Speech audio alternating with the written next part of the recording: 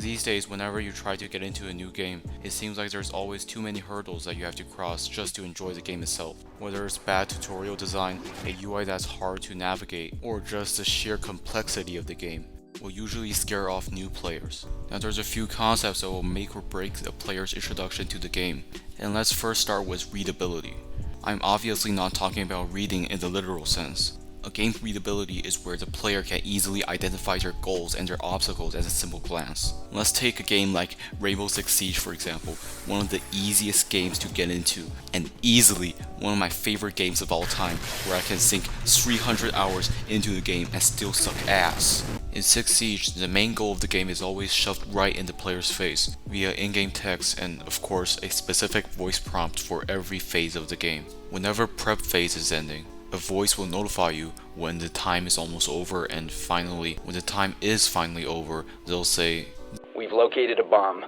Move to its location and plant the diffuser." This is of course very useful for the average 6 Siege player. Not only newer players will know what is happening in the game, the older players can use this as a reminder to get off their phones and actually play the fucking game. Is this the best way and the most immersive way for the developers to actually give goals to the player? Not by a long shot. However, this is the most efficient way and the easiest way for the player to know what they're supposed to be doing, especially in an online environment. In fact, this method has been done to most contemporary online shooters such as Overwatch, Call of Duty, and Halo. However, giving directions in that kind of way has been mostly absent for single player experiences. Sure, the main element is still there. There's still gonna be an NPC telling you what you're gonna do for the quest, and there's still gonna be a waypoint on your HUD telling you where you're supposed to go in a barren open world. In fact, many games actually benefit from this kind of approach. In Borderlands 1, the story was not presented as the main spectacle of the game.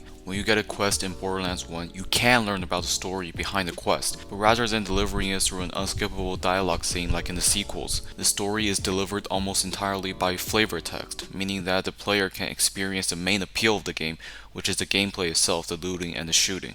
Now, this might be a hot take, but personally, I don't really care about the story of Borderlands. I mean, sure, the story in 2 is pretty good, although it's mostly carried by Handsome Jack, but this is Gearbox we're talking about here, and the writing is about as consistent as my editing in terms of quality. On top of the horrible writing itself, since the game is a looter shooter with multiple different classes and characters to play through, replayability is supposed to be the game's strengths. However, with a bunch of unskippable cutscenes and the unskippable dialogue sequences with Lilith, Gearbox effectively killed off their greatest strengths. I think one of the best ways for a single player experience to balance around this kind of story-centric approach and giving the player some goals is the way how CD Projekt Red handled conversations in both The Witcher 3 and Cyberpunk 2077. In those games, you get the options to skip through lines of dialogue, and since both of these games revolve around choice and how it will actually change the plot itself, more to The Witcher 3 rather than Cyberpunk that is, the developer not only preserved the story-centric experience for newer players, but it also provided a way for returning players to get to those pivotal choices quicker, rather than having to wait through multiple lines of dialogue delivered in such a slow fashion. The two examples I've listed for both online and single-player experiences are both viable ways for the developer to introduce goals to the player.